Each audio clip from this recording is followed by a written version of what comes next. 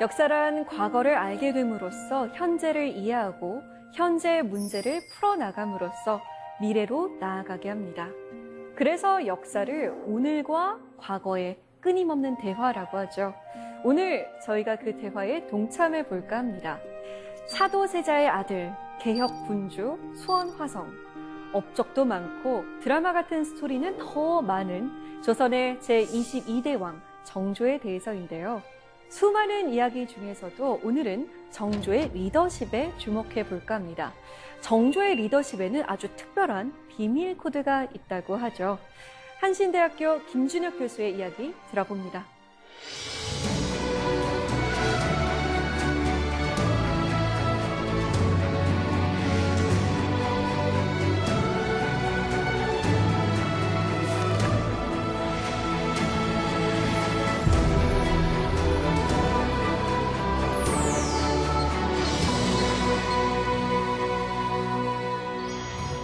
네, 교수님 반갑습니다. 예, 반갑습니다. 네, 정조 전문가를 모시고 저희가 정말 많은 이야기를 듣고 싶었는데 오늘 정조의 리더십에 주목한 이유는 무엇일까요? 사실 제가 그 정조의 리더십에 주목한 이유는 굉장히 그 어려운 처지에 정조가 있었거든요. 그런 온갖 역경을 딛고 오늘날 가장 위대한 지도자의 한 사람으로 많은 사람들이 이렇게 추앙을 하고 있지 않습니까? 네. 그런 그 결과들이 어떻게 해서 나온 것일까? 그의 리더십이 좋지 않았다고 한다면 오늘날 많은 사람들이 정조를 관심 있게 바라봤을까? 그리고 그 어려운 시기에 백성들을 위한 뛰어난 정책들을 만들 수 있었을까? 하는 그런 생각 때문에 그 정조의 리더십을 제가 살펴보게 된 겁니다. 정조의 리더십에는 또 비밀 코드가 있다고 하는데 그게 무엇일지 참 궁금하거든요. 네. 오늘 강연을 통해서 들을 수 있겠죠? 네, 그렇습니다. 네, 오늘 강연 잘 부탁드립니다. 고맙습니다.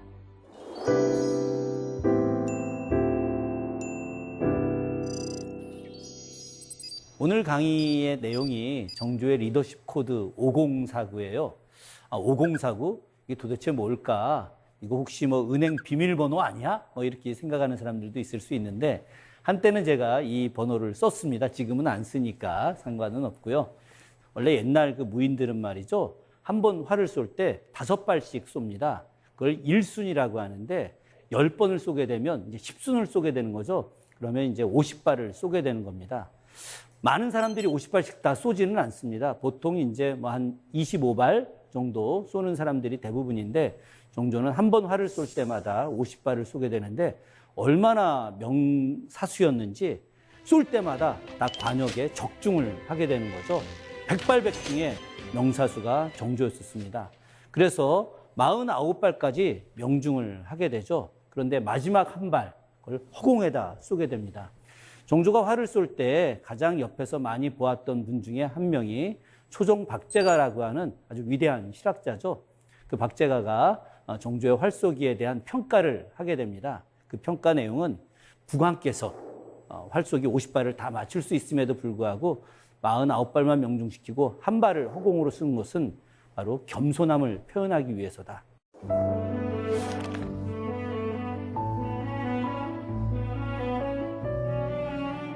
그러니까 정조의 리더십이라고 하는 것의 핵심은 바로 그런 겸손함, 여기에 있는 것이 아닌가 하는 생각을 했습니다.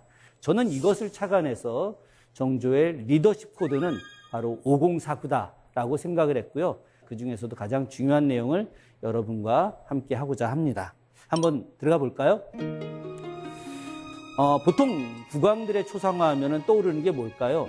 입선관에 붉은색 골룡포를 입고 있는 초상화가 대부분이죠. 근데 정조 초상화는 좀 달라요. 여기 보시면 정조의 초상화가 보이죠? 근데 이 초상화가 정조의 초상화 진본이냐? 그렇지는 않습니다. 여러분이 알고 있는 국왕들의 초상화는 거의 대부분이 새로 만든 창작에 의해서 만들어진 그런 작품들이라고 할 수 있죠. 세종 초상화도 역시 마찬가지입니다. 사실은 좀 슬픈 이야기인데요. 한국전쟁 기간에 창덕궁 선원전에 있던 모든 국왕들의 초상화를 부산으로 피난 갔다가 보관되어 있던 창고가 화재가 나는 바람에 대부분의 초상화가 다 불에 타버렸답니다.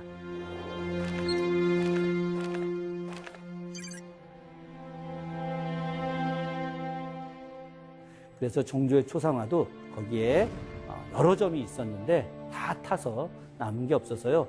지금 현재 보고 있는 초상화는 상상화입니다. 그러나 그냥 그렸던 초상화는 절대 아니고요. 1791년에 정조가 왕이 된 지 15년 되던 해에 당시에 그렸던 초상화의 내용을 정조실록에 있는 내용을 그대로 재현해서 그린 겁니다. 얼굴은 이명기라고 하는 화가가 그리고 옷은 단원 김홍도가 그렸다라고 하는 것이 명백하게 기록되어 있는데 그때 전립을 쓰고 군복을 입은 초상화를 그린 것이 기록에 남아 있습니다. 그런데 여기서 중요한 것은 왜 정조가 군복을 입은 초상화를 그렸냐라고 하는 것입니다. 이게 중요하죠. 정조는 저 군복을 입은 초상화를 그린 이유가 두 가지 때문이라고 이야기하는데요. 하나는 아버지 사도세자가 군복을 입고 다녔어요. 그리고 군복을 입은 초상화를 아버지 사도세자가 또 그렸었습니다. 그래서 아버지의 초상화를 그대로 따서 그리려고 했던 것이 정조의 생각이었습니다. 일종의 효죠. 아버지를 계승한다. 그러나 정작 중요한 것은 바로 무엇 때문이냐. 조선이라고 하는 나라는 문과 무의 차별이 굉장히 심했습니다. 그래서 학문만 중요시 여기고 무예는 천시했거든요. 그러다 보니까 무사들을 굉장히 낮게 평가하고 대우했어요. 그러다 보면 나라가 어떻게 되겠습니까? 올바르게 발전할 수 없거든요. 임진왜란이 터져도 병자호란이 터져도 무사들이 제대로 없다 보니까 나라를 온전히 구할 수가 없었던 거죠. 정조는 문과 무가 함께 발전해야 된다라고 생각을 했어요.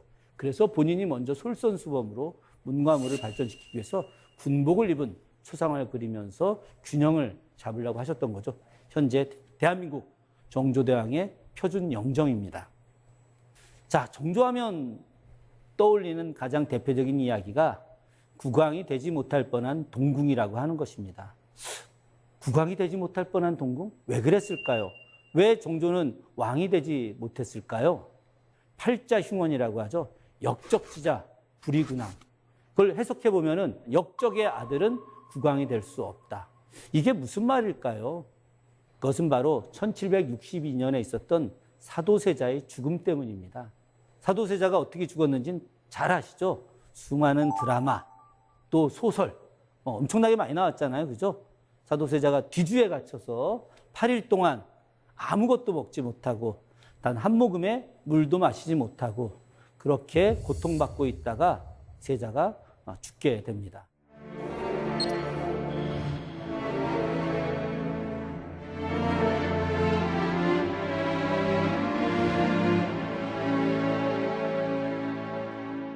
아니, 사도세자가 뒤주에 갇혀 죽을 때 그냥 아무 이유도 없이 죽었겠습니까? 만약에 사도세자가 정신병에 걸렸다고 한다면 그냥 폐위시키고 손자인 정조를 동궁으로 책봉을 해서 자신의 국왕의 지위를 잇게 할 수 있었겠죠.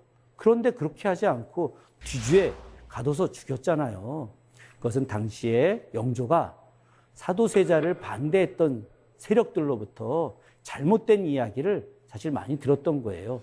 세자가 평양에 있는 군대를 동원해서 아버지 영조를 죽이고 왕이 되려고 했다라는 이야기를 들었던 거고 또 그것이 일종의 조작사건처럼 또 만들어지기도 했답니다.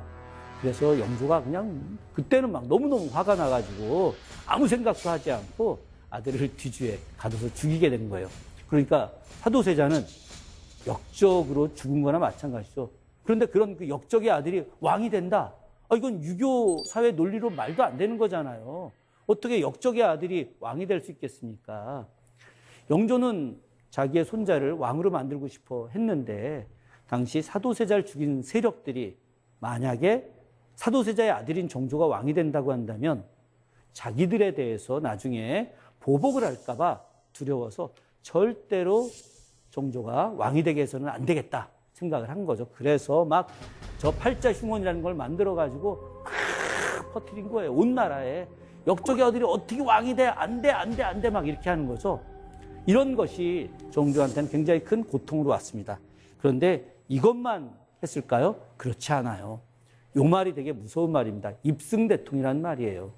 이 입승대통이라고 하는 것은 영조한테 양자를 들여가지고 그래서 대통, 바로 국왕의 지위를 있게 하겠다라고 하는 거죠.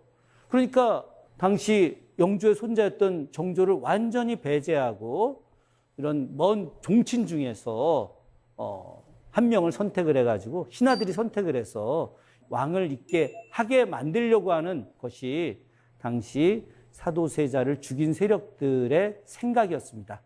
이런 팔자흉언과 입승대통이라고 하는 논리를 가지고 영조를 수도 없이 압박을 했음에도 불구하고 영조는 끝까지 자기의 손자를 지켰답니다.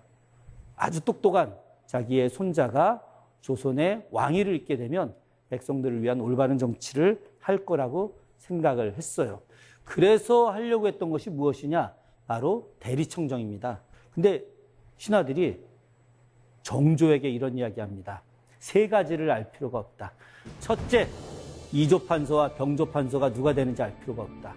두 번째, 이 관리들이 노론인지 소론인지 남인인지 알 필요가 없다. 세 번째, 조정에서 하는 모든 논의를 알 필요가 없다. 한번 생각해 보세요. 이조판서는 문관들의 인사권을 갖고 있는 관리고 병조판서는 무관들의 인사권을 갖고 있는 건데 이조판서와 병조판서가 누가 되는지 알 필요가 없다라고 하는 것은 조정에 있는 관리들의 인사에 일체 개입하지 말라는 거거든요.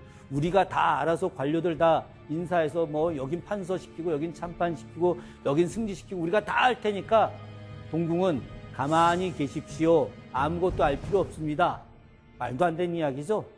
이 관리가 남인인지 노론인지 소론인지를 알아야지 합리적으로 대화하고 인사하고 할 텐데 이 사람들 당파를 일체 알 필요가 없다. 이것도 말도 안 되는 이야기고 맨 마지막에 조정에서 하는 모든 논의를 알 필요가 없다. 이건 허수아비로 있으라는 이야기잖아요. 그죠? 아니 왕이 될 사람이 실제로 왕과 똑같은 역할을 하는 사람이 조정에서 하는 모든 정책과 논의를 하나도 모르고 그냥 가만히 앉아서 딱 옥새나 찍게 한다는 게 말이 되겠습니까? 당시 신하들은 정조를 허수아비로 만들려고 했던 거예요. 이것이 바로 삼불필지설이라고 하는 겁니다. 이 삼불필지설은 바로 노론 신하들이 정조를 압박했던 것이었고 정조를 허수아비로 만들려고 했던 거죠. 그러는 과정에서 이제 드디어 정조가 1776년 3월 달에 조선의 22대 국왕이 됩니다. 그런데 국왕이 된 정조한테 신하들이 또 가만히 두지 않았어요. 정조를 죽이기 위한 그런 시도를 합니다. 정조가 왕이 된 지 1년 6개월도 채 되지 않은 시점에 드디어 이 세력들이 정조를 죽이러 정조의 침전까지 쳐들어갑니다.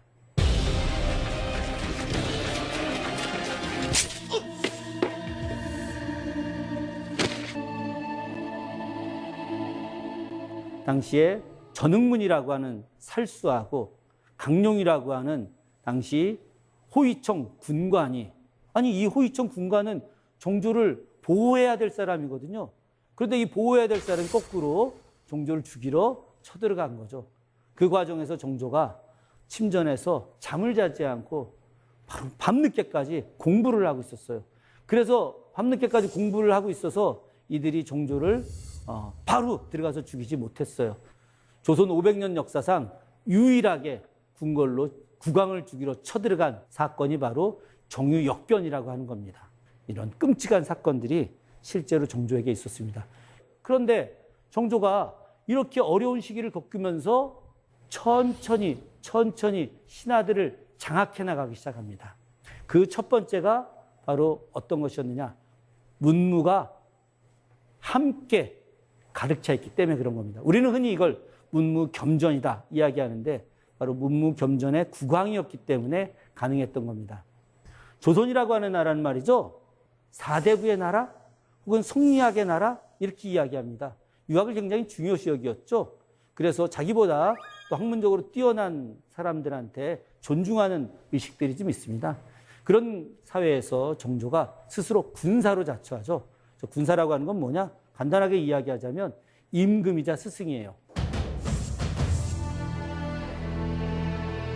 정조는 책을 엄청나게 많이 읽었어요. 정조가 어렸을 때부터 책을 너무 많이 읽어가지고 해경궁 씨가 책을 못 읽게 하려고 조금 늦은 시간이 되게 되면 촛불을 무조건 꺼버리게 만들었어요. 자식 공부 못하게, 더 공부하면 안 된다. 막 촛불 끕니다. 요즘 부모님들이 너 공부 좀 더 해, 공부 좀 더 해 하는 거 완전히 다르죠. 근데 정조는 그 어린 나이에 7살 때 어머니가 와갖고 촛불 끄고 막 공부 못하게 막 하고 하니까 그 이불을 갖다가 이렇게 방문에다가 막 걸어둬 갖고 불빛이 새나가지 못하게 한 다음에 책을 읽었어요. 글쎄 이걸 잘했다고 해야 되나 잘못했다고 해야 되나. 저는 한 번도 우리 아이한테 너 더 이상 공부하지 마 이런 얘기를 해본 기억이 없어서 좀 약간 다르긴 한데 정조가 이렇게 책을 많이 읽었답니다. 정조는 책도 많이 읽고 그 책을 가지고 토론도 많이 했어요. 그리고 실제로 국왕이 된 이후에도 끊임없이 토론하고 또 규장각에 가서 초계문신들과 대화하고 토론하고 이런 것들을 통해서 정조의 학문적 수준이 굉장히 높이 올라갑니다. 그래서 정조는 즉위한 지 6년 뒤에 자신이 신하들로부터 배우는 경연 제도를 그런 시간을 없애고 대신 똑같은 경연 시간을 갖대 자신이 신하들을 가르치는 시간으로 바꿔버렸습니다. 그러니까 당대 최고의 학자들이 정조보다 더 뛰어난 학자가 없었던 거예요. 정조를 우리가 흔히 학자군주 이렇게도 이야기하는데요. 조선 전체 국왕 27명의 국왕 중에 유일하게 개인 문집이 있는 국왕이 정조 딱 한 명입니다. 홍제전서라고 하는 문집 정조 딱 한 명밖에 없죠.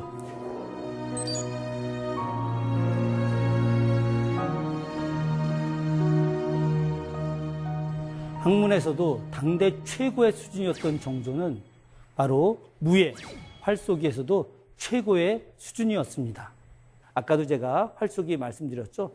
신하들이 정말 50발씩 써갖고 정말 많이 명중시킨 사람들이 한 20발 정도 될까 말까요. 특히나 뭐 훈련대장, 병조판서 이런 사람들도 25발 이상을 마친 적이 거의 없었는데 정말 활쏘기 할 때마다 50발 중에 49발 다 명중시킵니다.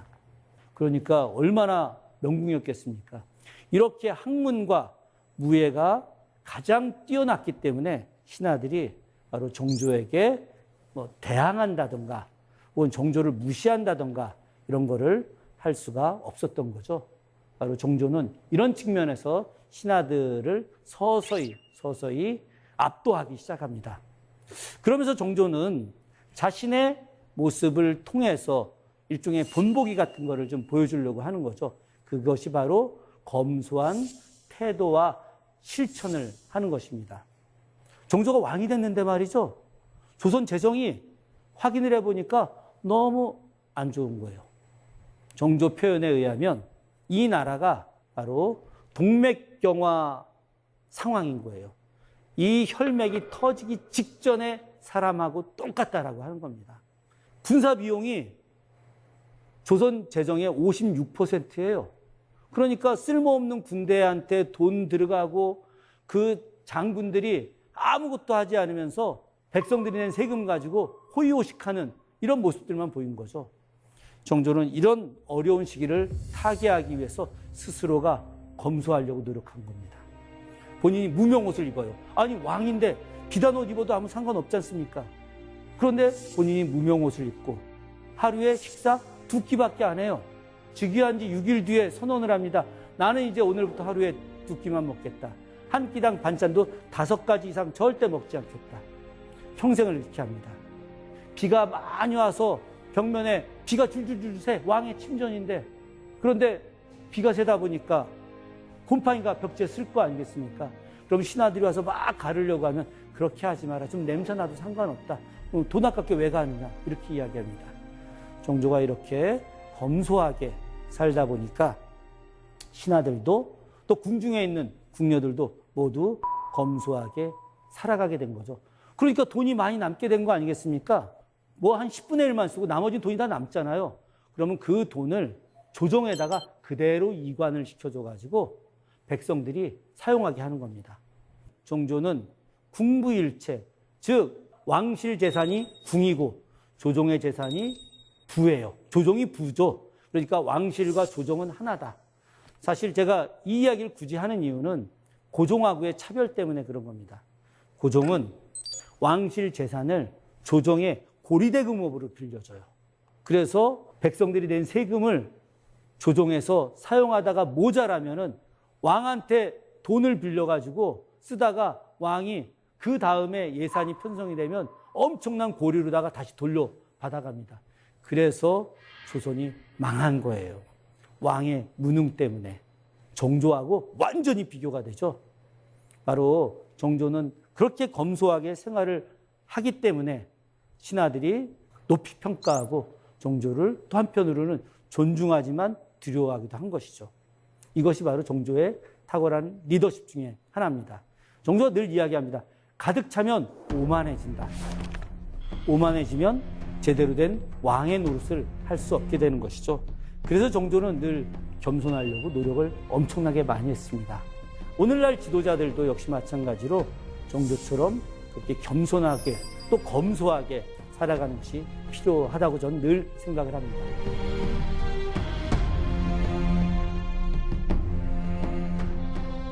이렇게 겸손한 정조의 특별한 정책이 바로 미래에 대한 인재를 육성하는 것입니다. 정조가 1776년 3월에 즉위를 했어요. 그리고 나서 2년 3개월이 지난 뒤에 바로 경장대고라는 걸 선언합니다. 경장은 곧 개혁을 이야기하는 거거든요. 제일 먼저 한 것이 바로 민부, 백성들 재산을 부유하게 하겠다. 두 번째, 인재 육성하겠다. 세 번째가 융정, 국방 개혁하겠다. 마지막 재용, 국가 재정 안정시키겠다. 이 네 가지였거든요. 이 네 가지의 핵심이 바로 인재 육성에 달려 있었던 거죠. 그래서 정조는 인재 육성을 하기 위해서 바로 문치규장을 선언합니다. 학문을 육성하기 위해서 규장각을 만드는 것이죠.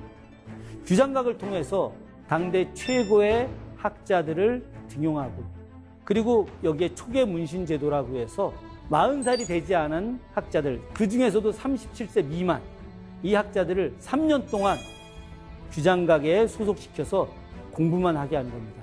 일체 다른 업무를 보지 않게 하고 거기서 창의적인 공부를 하게 해서 거기서 나타난 좋은 결과들, 또 국가에 대한 정책들, 이런 것을 연구하게 하는 거죠. 그래서 학문도 규장각을 통해서 발전시키려고 하는 노력들, 이것을 문치규장이라고 합니다. 그러면 정조가 학문을 육성하기 위해서 규장각을 만들었는데, 네. 무예와 국방을 강화하기 위해서는 무엇을 만들었는지 혹시 아세요? 훈련량을 더 늘렸거나 아니면 군사를 더 키우지 않았을까요? 군대를 더? 네, 맞습니다. 정조가 군대를 더 육성을 시켰는데 그 중에 조선 역사상 최강의 군대라고 평가받는 장룡영이란 군대를 만들었습니다. 이 장룡영은 거의 대부분이 묵과 급제자 출신들로 만들어서 전문적으로 훈련하고 노력하는 그런 군대였죠. 문치규장, 무설장용, 학문을 육성하기 위해서 규장각 만들고 무예를 육성하기 위해서 장룡영이라고 하는 부대를 만들어서 미래 인재를 키우게 된 겁니다. 이런 미래 인재들의 육성이야말로 조선의 발전을 이루는 근간이 되는 것이죠. 바람으로 머리 빗고 빗물로 목욕하라. 야외에서 막 훈련하잖아요. 그죠? 막 훈련하다 보면은 막 바람이 말 타고 막 가다 보면 바람으로 자연스럽게 머리가 빗어지잖아요. 그죠? 그리고 비 오는데도 막 훈련하다 보면 빗물로 목욕을 하게 되는 거죠. 엄청난 훈련을 통해서 최종의 군대가 되어라. 이것이 바로 정조의 생각이었고요. 정조가 질풍무구라고 장룡영 군사들한테 특별한 말씀을 주십니다. 참 멋있지 않습니까? 그죠? 갱내불기, 질풍무구. 이런 정도의 그런 인재들에 대한 배려가 있고 또 강인함을 주었기 때문에 정조시대 매우 뛰어난 인재들이 엄청나게 나타납니다. 셀 수도 없이 많아요. 박지원, 박재가, 이덕무, 유득공, 홍대용, 정약용, 정약전, 이승훈, 이가완. 저는 정조시대를 이야기할 때 천재들의 시대다라고 생각을 합니다. 아니 그럼 그 앞선 시대는 천재가 없었겠습니까? 많았겠죠. 그런데 왕이 발굴하지도 못하고 그런 사람들을 육성하지도 못했던 거죠. 저는 정조의 해안이, 밝은 눈이 그 사람들을 다 찾아내고 공부시키고 그래서 그들의 지식과 지혜로 백성들을 이롭게 하는 역할을 했다라고 생각을 합니다. 저는 그 정조를 볼 때 매우 놀라운 것이 바로 지금 이야기할 문화의 다양성을 인정했다고 하는 겁니다. 저는 이게 정조한테 가장 놀라운 부분이라고 좀 생각을 합니다. 우리 조선 건국 이념을 이야기할 때 숭유억불, 유교를 숭상하고 불교를 억누른다. 물론 조선 건국 초기에 충분히 이해가 되는 내용입니다. 고려 말에 불교의 폐단이라고 하는 것이 굉장히 심했어요.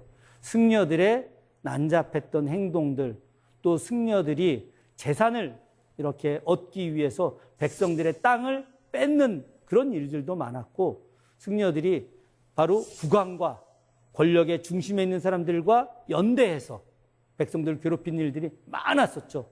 그러니까 성리학을 공부했던 사대부들, 우리가 흔히 신진사대부라고 불리는 이 사람들이 볼 때 불교는 도저히 용납할 수 없는 것이었거든요. 그러니까 정도전이 뭐 불시잡변 이런 책도 썼던 거죠. 그래서 그 성리학자들 중심이 돼서 만들어진 조선은 숭유 억불을 강력하게 외쳤던 것이고, 이것이 조선 전 기간 내에 유지가 됐던 거예요. 그런데 정조는 그렇게 생각하지 않았습니다. 불교, 포용해야 될 사상이다. 승려들, 바로 나의 백성이다. 불교에서 말하는 자비가 유교의 인과 다르지 않다. 얼마나 놀라운 이야기입니까?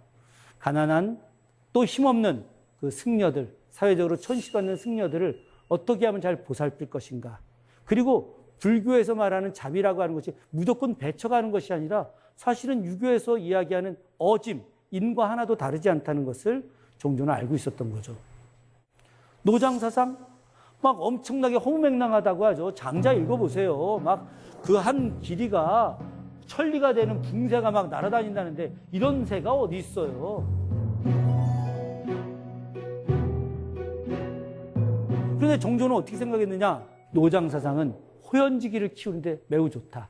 그 광대무변한 사상이 바로 젊은 학자들의 호연지기를 키우는데 좋기 때문에 이것도 역시 우리가 끌어안아야 된다. 서학, 천주학을 말하는 건데 정조는 서학이 비록 묵은지교, 국왕의 존재를 인정하지 않는 종교이나 서학에서 말하는 사랑이라는 것도 결국은 유교의 인과 같은 거다. 저 서학을 믿는 사람들이 경제적으로 어려워서 서학을 믿게 되는 거다. 그래서 이상향으로 빠지는 거다. 그러나 만약에 우리가 정학을 바로하고 저 백성들이 경제적으로 안정되게 살게 해준다면 저 사람들은 다 다시 우리한테 돌아올 것이다. 그러니 서학을 믿는 사람들을 나쁘다고 이야기하지 말고 그들을 안정되게 만들 수 있는 노력을 우리가 하는 것이 더 중요하다라고 정조는 이야기합니다. 그러니까 주자성리학이 아니면 사문난적이라고 해서 다 감옥에 보내고 유배를 보내고 심지어 죽이기까지 하던 그 시절에 신하들이 막 전하, 저 뭐 불교 배척해야 됩니다. 노장사상, 서학, 양명학 말도 안 됩니다. 라고 이야기할 때 정조가 그렇게 주자성리학 하나만으로 이 사회가 운영되어서는 안 되고 다양한 사상들을 포용해서 그 포용된 사상으로 백성을 위한 새로운 정책도 만들고 그리고 새로운 미래도 만들어 나가야 된다라고 거꾸로 그들을 설득해 나갑니다. 불교도 인정하고 노장사상, 서학 모두 다 인정하면서 포용했던 이것이야말로 정조의 매우 뛰어난 리더십이라고 할 수 있는 거죠. 그런데 정조의 소통은 글로만 끝내는 것이 아니었습니다. 정조는 소통을 위해 대궐 밖으로 나가 행차를 하게 되었습니다.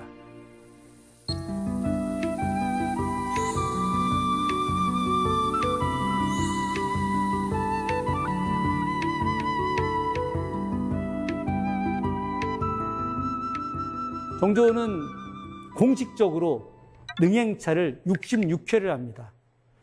보통 1년에 2차례에서 3차례 정도. 거기에 비하면 굉장히 많이 한 거죠. 근데 이 여기 행차에는 정조가 바로 종묘에 가거나 사직단에 가거나 이런 도성 내에서 행차는 뺀 거예요. 도성 내 행차까지 포함하면 뭐 엄청납니다. 그럼 정조가 왜 행차를 했을까요? 그 행차의 가장 근본적인 이유는 바로 백성들과 소통하기 위해서 그런 겁니다. 정조가 행차를 할 때 백성들이 억울한 일이 있으면 정조의 행차를 맡게 되죠. 그것이 바로 격쟁이라고 하는 겁니다. 백성들이 징하고 꽹가리를 들고 나와서 막 칩니다. 치면 정조가 그 소리를 듣고 딱 행차를 멈추게 하죠. 그럼 백성들이 와서 자신들이 어떻게 억울한 일을 당했는지를 이야기합니다. 사실은 정조가 어느 지역을 갈 때 격쟁을 대비해서 그 주변 고을 수령들을 다 부릅니다. 가령 수원에 올 때 말이죠. 그냥 오는 게 아니라 시흥현령, 용인군수, 진위현감, 안산군수 이런 사람들, 과천현감 다 같이 오게 합니다. 그리고 더 멀리 있는 사람들 같으면은 이야기 듣고 바로 그 지역 수령들하고 관찰사하고 소통해서 문제 해결을 하려고 하죠. 근데 백성들이 막 징친다고 해서 야, 억울한 일 얘기해. 이렇게 이야기할 국왕이 어디 있습니까? 없죠. 도대체 누가 나의 행차를 막는 거야? 막 이렇게 이야기하지. 거꾸로 그래 빨리 와. 빨리 와서 억울한 일 얘기해. 이렇게 이야기하지 않거든요. 그러나 정조는 백성들의 억울한 일을 듣기 위해서 격쟁을 하게 됩니다. 그래서 그 격쟁의 시간을 한편으로 정하기도 합니다. 정조 8일간의 화성행차 때 마지막 올라가는 시흥 행궁 앞에서 다 오라고 이야기해가지고 거기서 몇십 건을 처리를 합니다. 바로 이런 백성들의 억울한 일을 행차를 통해서 듣는 군주, 바로 정조가 소통의 군주였던 거죠. 그런데 이 소통이라고 하는 것이 저는 기반이 조성되었기 때문에 가능하다고 생각을 합니다. 정조는 말이죠, 훈민정음을 가장 적극적으로 활용을 합니다. 훈민정음 세종대에 만들었어요. 그런데 세종대왕이 훈민정음 만들고 활용을 안타깝지만 제대로 못했습니다. 훈민정음 갖고 만든 게 뭐가 있을까요? 여러분 알고 있는 용비어천가, 월인천강지곡, 농사직서를 훈민정음으로 번역한 거. 세종대에 딱 3가지밖에 없어요. 안타깝지만. 정조는 왕이 되고 나서 백성들이 똑똑해져야 된다. 백성들이 똑똑해져야지 군주하고 소통도 하고 많은 양반 사대부들하고 소통도 하고 막 그럴 거 아니겠습니까? 그래서 국가가 만드는 정책, 국가가 만드는 서적들 이런 것들을 훈민정음으로 번역해요. 백성들한테 읽게 줍니다. 백성들이 훈민정음 빠르게 배울 수 있거든요. 조선시대, 정조시대 바로 문자 해독률이 약 한 70% 가까이 됐다라고 하는 의견을 내놓은 사람들도 있어요. 이건 놀라운 일입니다.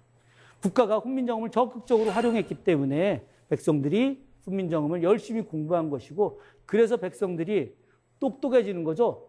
당시 책을 보고 문서를 본다라고 하는 것은 요즘으로 치게 되면 인터넷으로 다양한 정보를 얻는 것과 하나도 다르지 않아요. 그래서 정조는 백성들과 소통하기 위해서, 또 백성들을 똑똑하기 위해서 훈민정음을 적극적으로 활용했답니다. 이것이 바로 정조가 소통의 리더십을 갖고 있는 군주라고 하는 것을 우리가 알 수 있게 되는 거죠.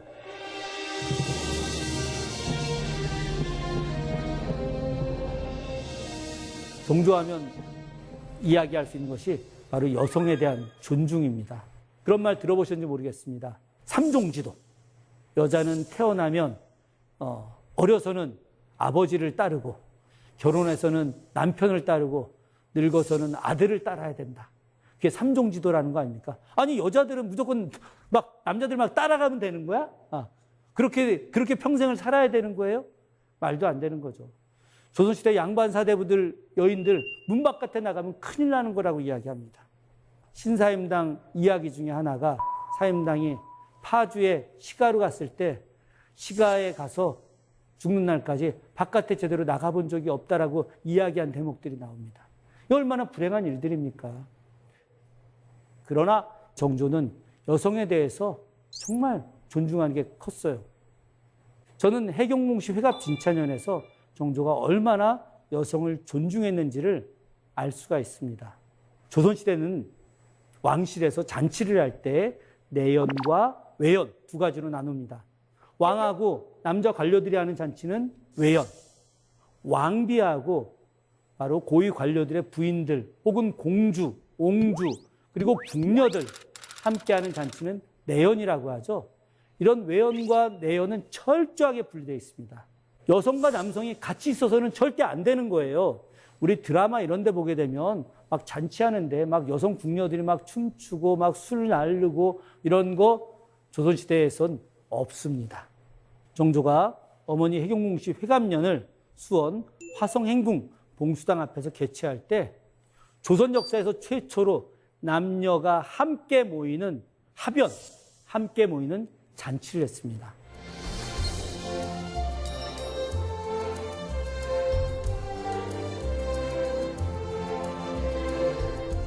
어머니 해경궁 씨가 봉수당 전각 안에 들어가 있어요. 봉수당 바깥에 거기에 월대라고 하는 계단 위에 있는 뱃돌 위에 거기에서 정조가 앉아 있었고 그 바깥에 바로 남성 관료들이 앉아 있었고 그 사이에 바로 여성 궁중무용수들이 춤을 춥니다. 국왕보다 높은 자리에 여성들이 있었다라고 하는 것은 조선 500년 역사에서 상상이 안 가는 일입니다. 그럼에도 불구하고 정조는 바로 여성들을 더 우대하고 그리고 남자, 여자가 함께 모이는 자리를 만들었던 거죠. 저는 이것이 바로 조선의 근대화의 시작이다라고 생각을 합니다.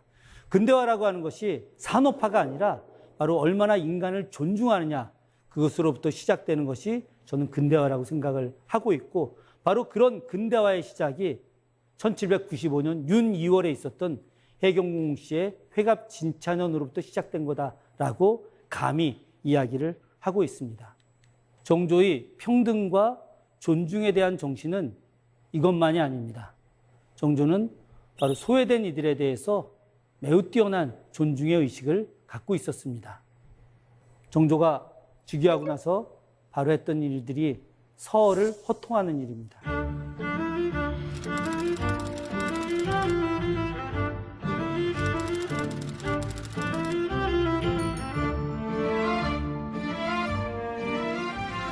서자들은 제대로 된 대우를 받지 못하고 과거 시험에도 들어갈 수가 없었죠. 과거 시험 자격조차 없다 보니까 성균관에도 입학할 수 없었고 대과 합격해서 고위 관료로 올라갈 수도 없었답니다. 그러니 그 서얼들의 한이 얼마나 컸겠습니까? 정조는 즉위하고 난 이후에 바로 서자들 모든 사람들이 문과 시험 합격할 수 있도록 그렇게 배려를 하게 됩니다. 정조가 서울로 통하고 나서 정말 성균관 시험에 합격해서 성균관에 들어온 서울들이 존재했던 거예요. 그런데 조선 건국 이래 서울들이 성균관에 들어온 적이 없다 보니까 바로 양반의 적자 출신들이 서자 출신들을 배척했을 거 아니겠습니까? 그래서 불미스러운 일도 생겨났답니다. 아주 간단하게 이야기해서 치고받고 싸움까지 생겼던 거죠. 그래서 그 불미스러운 일들이 정조에게 보고가 됩니다. 그 내용은 바로 어느 자리에 앉느냐. 그래 적자 출신들이 서자들한테 저 뒤에 가서 앉으라고 이야기를 하다 보니까 서자 출신들이 아니 임금님께서 적서를 차별한 것을 금지했는데 왜 우리한테 뒤에 가서 앉으라고 하느냐라고 하다가 시비가 붙었던 거죠. 정조가 이 보고를 듣고 난 이후에 아주 간단하게 정리합니다. 성균관 안에서 적서의 차별은 없다. 자리는 나이 순서대로 앉아라. 라고 깔끔하게 정리해서 바로 서울호통을 아주 쉽게 풀어나가기 시작합니다. 그리고 자율전칙, 바로 10살 미만의 버려진 고아 아이들을 지방의 고을 수령들이 책임지고 기르게 하는 것입니다. 가난 때문에 자식을 버리고 가는 일도 있고 전염병이라든가 아니면 여러 안 좋은 일 때문에 부모가 죽는 경우도 있습니다. 그럴 때 아이들이 고아가 되죠. 그런데 10살이 넘게 되면 어떤 방식이든지 일을 해서 살아날 수가 있는데 2살, 3살, 4살, 5살, 6살 이렇게 어린 아이들은 살아나가기가 어렵습니다. 그러다 보니까 이 어린 아이들이 살기 위해서는 어떻게 되겠습니까? 당시 재정적으로 안정되어 있는 양반 4대 부집에 노비로 들어갈 수밖에 없는 일들이 생기게 되는 거죠. 그러나 정조는 그런 일들을 막고 싶었어요. 그래서 고을 수령들이 버려진 아이들, 고아가 된 아이들을 책임지고 10살까지 바로 교육시키고 재워주고 먹여주고 하는 모든 것들을 수령이 하게끔 법을 만듭니다. 그 법이 바로 자율존칙이죠. 정조가 했던 중요한 말씀, 인간으로 태어나서 어찌 귀한 자가 있고 천한 자가 있겠느냐. 이 세상에 노비보다 슬픈 존재는 없다. 고로 노비는 혁파되어야 한다. 정조가 즉위하고 나서 24년간 돌아가실 때까지 줄기차게 하셨던 말씀입니다. 정조는 조선의 모든 노비는 없어져야 된다. 조선의 노비가 있어서는 안 된다. 라고 생각을 했습니다. 그래서 끊임없이 노비제도 혁파에 대한 정책을 만들고 그 정책들을 신하들하고 논의를 하게 되는 거죠.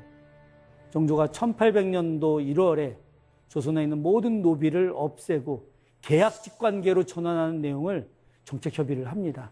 그리고 그런 내용들을 갖다가 거의 합의를 이루어내죠. 그리고 1년 뒤에 시행하기로 했는데 안타깝게도 그런 합의 이후에 5개월 뒤에 돌아가시는 바람에 제대로 이루어지지 못했답니다. 정조대왕 돌아가시고 난 이후에 순조실록을 보게 되면 바로 창덕궁 도나문 앞에서 내수사 소속 노비 문서를 사흘간 태우는 이야기가 나옵니다. 선대왕께서 조선의 모든 공사노비를 없애기로 하셨고 그 결정을 내렸는데 돌아가시는 바람에 정책이 추진이 되지 않아서 선대왕의 뜻을 받들어서 일단 바로 관청 소속 노비만 혁파하는 것으로 한다라고 하면서 노비 문서를 태우는데 얼마나 많았는지, 관청 소속 노비만도 얼마나 많았는지 사흘 동안 도나문 앞에서 노비 문서를 태운 거예요. 만약에 정조대왕이 살아계셨다고 한다면 글쎄 어떻게 됐을까요? 저는 조선의 노비가 완전히 사라진 평등한 세상이 됐을 거다. 그래서 1863년에 링컨 대통령이 게티스버그에서 노예 해방을 선언하는 것보다 훨씬 이전에 60여 년 이전에 조선사회에서 완전한 평등사회가 만들어졌을 거다라고 하는 생각을 늘 갖고 있습니다. 저는 정조가 했던 말씀 중에 또 하나 늘 가슴에 새기는 말이 있습니다. 나는 평생 미천한 마부에게조차 이놈저놈 해본 적이 없다라고 하는 사람에 대한 존중과 예의, 이것을 늘 갖고 있었기 때문에 정조는 제가 생각할 때 바로 21세기형 지도자라고 생각을 합니다. 21세기형 지도자는 바로 인간에 대한 존중과 예의를 갖춘 사람입니다. 아무리 똑똑하고 뛰어나고 또 정책에 대한 탁월한 식견이 있다 하더라도 사람에 대한 존중의식이 없는 지도자는 올바른 지도자가 될 수 없습니다. 제가 이야기하고 싶은 정조의 리더십은 정말 스스로를 낮추고 그리고 사람에게 모범적 행동을 보이고 그리고 가난하고 힘없는 사람들을 아끼고 그들과 함께 하려고 하는 그런 아름다운 모습의 지도자입니다. 저는 모든 사람들이 다 지도자가 될 수는 없다고 생각하나 그러나 모든 사람들이 다 사람을 사랑하고 존중하는 사람이 될 수 있다고 생각을 합니다. 그래서 많은 시청자분들이 우리나라 모든 국민들이 정조와 같은 바로 인간을 존중하고 사람을 사랑하는 그런 사람이 되어주시길 진심으로 기원합니다. 제 강의는 여기서 마치도록 하겠습니다. 고맙습니다.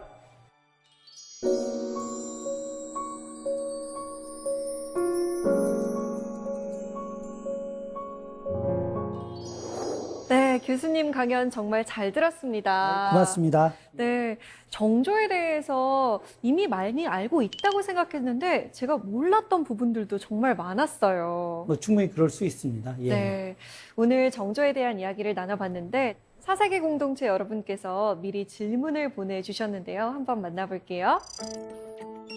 박선영님의 질문입니다. 안녕하세요 교수님. 저는 정조대왕에 관심이 많은 직장인입니다. 제가 생각할 때는 정조대왕이 훌륭한 리더인데요. 교수님이 보시기에 가장 아쉬운 점이 있다면 어떤 부분인가요?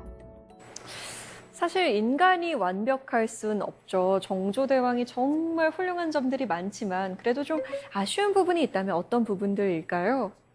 정조한테 제일 제가 아쉬워하는 부분은 파격적인 개혁을 하지 못했다라고 하는 것입니다.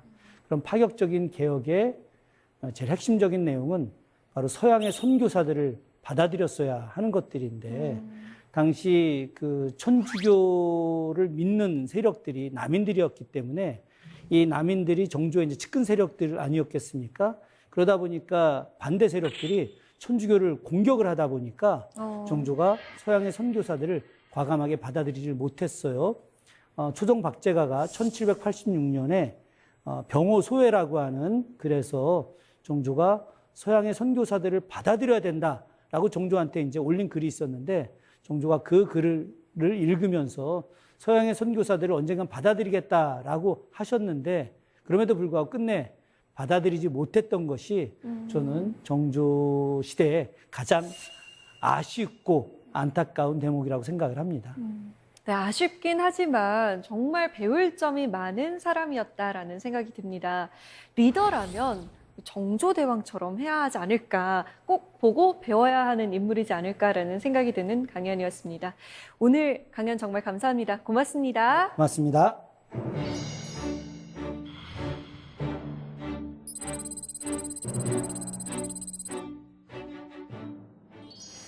역사적인 한 인간의 생애를 기록으로 만나면 역사가들은 그의 처지를 이해하기 위해 가진 노력을 합니다. 이걸 추체험이라고 합니다. 한마디로 그 인물의 머릿속, 마음속까지 들어갔다 나오는 거죠.